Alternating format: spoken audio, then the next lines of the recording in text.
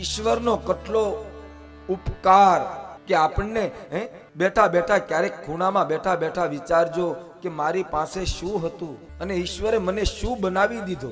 આ ઈશ્વરનો ઉપકાર નહીં તો બીજું શું બાપ. આપણે જે જોતું છે ને ઈશ્વર આપણને આપતો નથી એટલે આપણા માટે ભગવાન ખરાબ છે, એટલે આપણા માટે ભગવાન સારો નથી. પણ એવું નથી મારા બાપ, ઈશ્વરના તો અનંત ઉપકારો છે.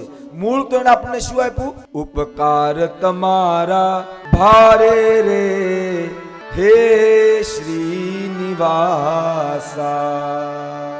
મેં જે માગ્યું તે આપ્યું, દુઃખ પડતા પહેલા કાપ્યું.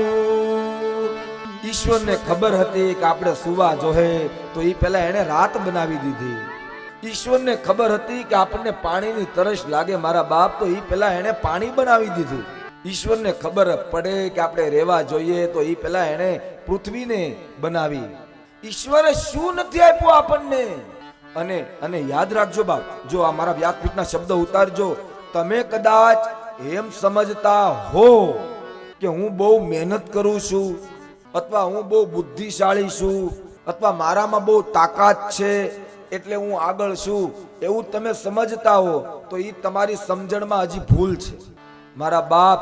તમે આગળ ત્યારે જ હો, અથવા બુદ્ધિ ક્ષેત્રમાં ત્યારે જ આગળ હો, અથવા ધંધા ક્ષેત્રમાં ત્યારે જ આગળ હો, તો આ બધી જ રીતે ત્યારે જ આગળ હો કે તમારા જીવન રથનો સારથી ભગવાન કૃષ્ણ હોય. ખાલી માત્ર ને માત્ર અર્જુનનો નહીં, આપણા જીવન રથનો સારથી કોણ છે બાપ? એ પ્રભુ તમે છો મારા જીવન રથના સારથી. પ્રભુ તમે છો મારા જીવન રથના